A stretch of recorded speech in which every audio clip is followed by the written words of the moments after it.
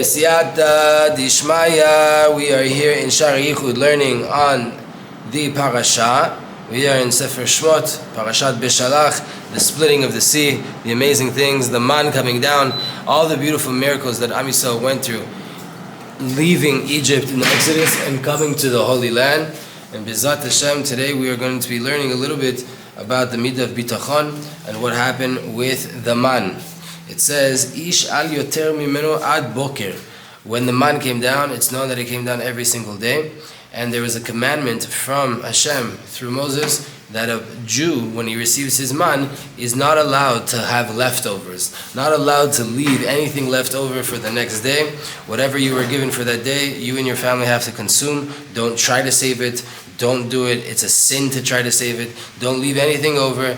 Just eat what you get that day, live within the day, be within the moment, and you will see all of your blessing. Let's understand how Rebbe Natan of Breslov teaches us a beautiful idea according to this pasuk, Ish al yoter mimeno ad boker, that a person should not leave anything over until the morning. It brings from Yirmiyahu, the prophet Jeremiah says to Am Yisrael, it's in the second chapter of Yirmiyahu, the 31st verse, he says, Hadoratem re'u davar Hashem. You, this generation, that generation, that's you, look at the word of Hashem. Pasuk of Yirmiyahu says, you generation, look at the words of Hashem. The rabbis explain on this. Also Rashi says, Shim'u, lo ne'emar. It doesn't say Shim'u, rather re'u, see. It doesn't say hear. It doesn't say listen. It says see.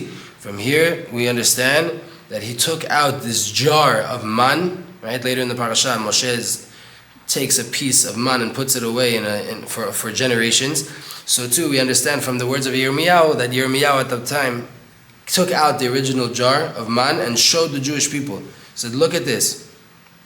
Amar lehem re'u b'man nitparnesu avotechem. Look what the sustenance of your forefathers came from man. Because Israel was in the desert, and when they were in the desert, they were sustained only by way of their bitachon. That's the man that came to them without them doing any actions, without them doing any business at all. They didn't do anything in order to acquire it. Everything was in the honor of Moshe Rabbeinu, who is Dat, who is consciousness of the nation. His generation was what's called Dor De'ah, the generation of consciousness, the generation of connection. Right? Who were they? They had water following them in the desert. They had 7 clouds surrounding them at all times, giving them air conditioning, doing their laundry, making sure that their shoes don't get messed up, right? They had protection on all different sides. They had Moshe Rabbeinu, Aaron, Miriam, right? Crazy miracles, a Mishkan, Dor De'ah, a door of connection, a generation of connection. Shimshich behem dat gadol. Moshe Rabbeinu was able to bring down into these people of that time great dat, great consciousness and connection to Hashem, so much so שהיו מכוונים עיני דעתם להסתכל בביטחון להשם יתברך לבד עד שירד להם המן. 40 שנה דבר ביום יומו. They had such dad, they had such consciousness, such awareness of God that all they had to do was take their third eye, to take their eyes of consciousness and to look at Hashem with complete bitachon until their man would come down from heaven for 40 days, for 40 years every single day. This is the aspect of the nisayon, the test that's said in the man.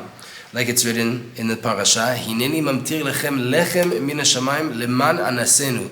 I am going to rain down for you bread from the heaven, for what? In order to test you. Because what's the main test?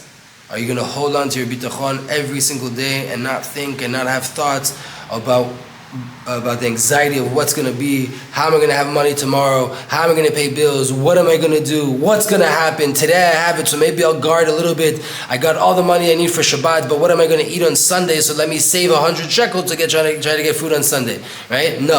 No, put it all into Shabbat. You don't have money anyway, make amazing Shabbat. What are you saving money for Sunday? Every single day, it's a huge test, and the main test, imagine 40 years, every single day, you have to look up to heaven, am I going to get my food or not? And there's nothing you could do in order to eat regularly in this world. Nothing works for you. You have to get your sustenance like this, it has to come from heaven, and the only way you're going to get it down is by way of looking at Hashem with full emunah, until it comes down. What people would ask, what's going to be if man doesn't come tomorrow? Just hold on to your bitachon every single day. That Hashem Yitbarach will give you for sure, ochalam be'ito. He will give you your food at its proper time. כמובן שם בפרשה שזה היה עיקר ניסיון של המן אשר על כן הצטוו. This was the main test of the man. Their main test was in Parnasa, and that's why the commandment comes, Ish al yoter mimenu ad boker. No one is allowed to leave over any man for the morning, for the next day. And therefore, for sure we see in the story, and we know that it happened, right? Jews have a hard time sometimes following instructions. For sure there was people that tried to do this. They tried to make a savings account. They tried to have a little bit of man rollover, right? We can connect what was in the first day of the 40 years with the last day. Let's save a little piece and make sure we have it every day. We don't know what's going to be tomorrow. We're scared. We have anxiety, so let's save a little bit of bread. And Moshe Rabbeinu got very angry at them. The main aspect of the man was the bitachon, to trust in Hashem alone, not in your ability to save, your ability to eat less today in order to have something tomorrow. That's not called bitachon. And this is the aspect of bitachon. Right? The aspect of bitachon is looking at something. So by way of that alone, you make, Rabbi Nachman talks about this in Likutei Moharan, that by way of looking at something, you make a border and time. The shefa, for the shefa to come down by way, right? When Rabbi Nachman has a whole entire Torah, that by a person looking at something, they give it time and space, they give it borders, and now they sort of say they make it more realistic. What in our world, what they would call nowadays, manifestation.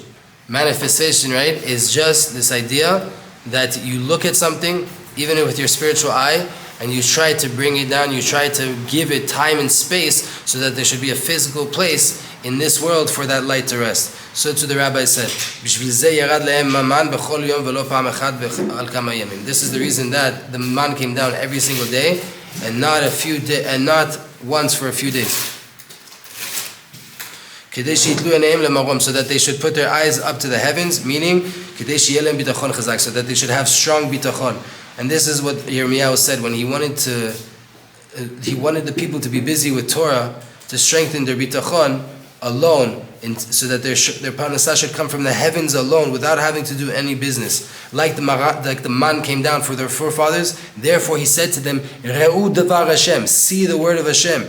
Re'u specifically, see it, meaning he made it known to them that the main way to bring down parnasah, the main way to bring down money and shefa and blessings in life, is only by way of the ability to look, the ability of sight alone, which is bitachon. By way of a person looking with bitachon, only at Hashem alone, he will be able to bring down parnasah at its time and its season, its proper place, without having to do anything in this world at all. Only the parnasah will come to him from Shamayim, just like the man came down, mamash, only by way of our bitachon. May we all have full bitachon in HaKadosh Baruch Hu, put our eyes on Him, try to only look at Him, and when we look at Hashem with our spiritual eyes, we start to make boundaries of time and space in this world for His blessing to come down. Shabbat Shalom. Amen. Ken Yiratzon.